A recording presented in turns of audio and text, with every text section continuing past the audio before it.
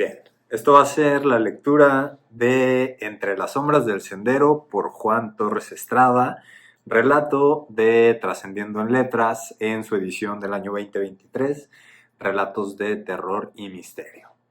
¿Cómo están? Muy buenas tardes, noches, días, lo que sea que estés siendo por donde estás viendo este video.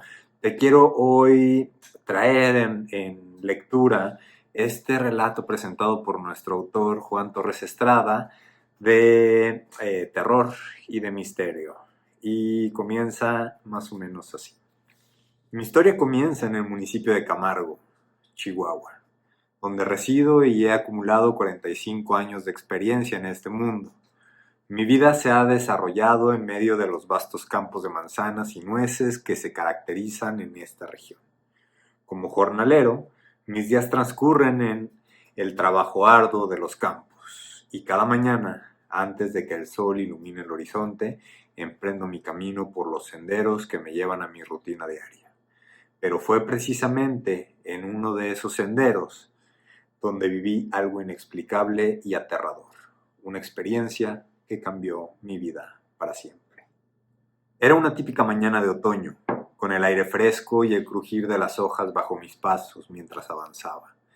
Siempre había notado un sendero que parecía haber sido olvidado, un camino estrecho entre los árboles de nueces que se dirigía directamente hacia los campos de cultivo. Ese día, un impulso inexplicable me incitó a explorar ese sendero. Quizás buscando variar la monotonía de mi rutina o simplemente acortar el camino. Mis pasos resonaban en la tranquilidad del bosque a medida que me adentraba en el sendero. La luz del sol apenas se filtraba entre las densas ramas, creando un juego de luces y sombras en el suelo.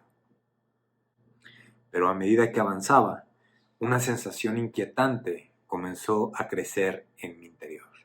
Las sombras parecían cobrar vida, los árboles se retorcían en formas inusuales y el aire estaba cargado con una extraña opresión. Apresuré el paso, pero la inquietud seguía en aumento. El sendero parecía alargarse infinitamente, como si el tiempo y el espacio fueran cambiantes en ese rincón del bosque. Intenté regresar, pero la entrada al camino principal había desaparecido, como si el bosque mismo conspirara para mantenerme atrapado en ese estrecho sendero. La luz del día comenzó a desvanecerse poco a poco, y una niebla densa emergió del suelo. Envolvió todo en un manto etéreo. Cada paso que daba parecía hundirse en la niebla, como si el suelo se volviera inestable. Los sonidos del bosque se convirtieron en susurros siniestros y risas apagadas que parecían surgir desde las sombras. Fue entonces cuando lo vi.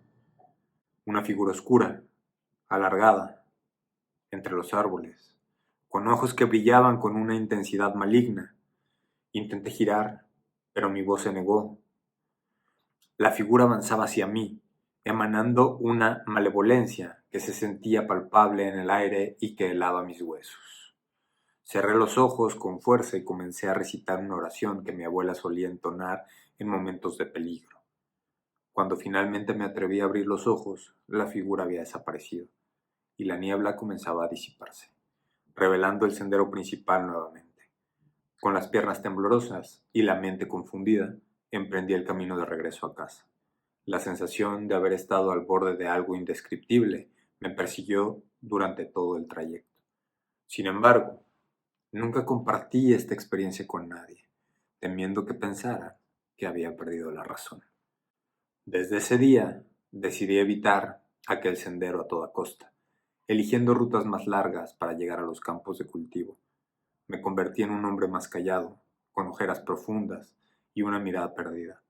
Aquel día dejó una marca imborrable en mi mente, convirtiéndose en una leyenda oscura que susurra en las noches de luna llena en Camargo, Chihuahua.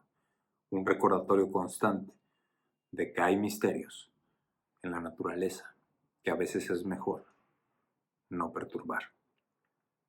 ¿Qué les ha parecido esta entrada por nuestro querido Juan Torres Estrada, a quien enviamos sin lugar a dudas un afectuoso abrazo y el agradecimiento entero por haber formado parte de esta edición de Trascendiendo en Letras?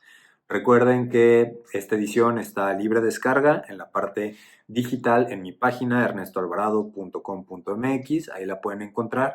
Y si quieren aportar este proyecto, una excelente manera de hacerlo es adquiriendo uno de estos ejemplares. Acuérdense que todo lo recaudado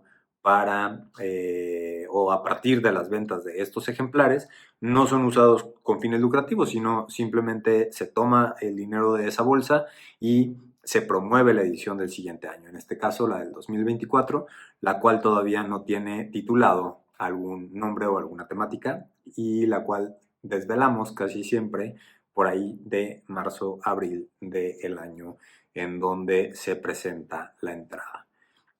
Sin más, les mando un fuerte abrazo, gracias por seguirme, un saludo grande a todas las personas de las listas de difusión de la literatura, recordarles que sin ustedes este proyecto y muchos otros proyectos que emprendo no tendrían tanto sentido y los llevo siempre en mi corazón.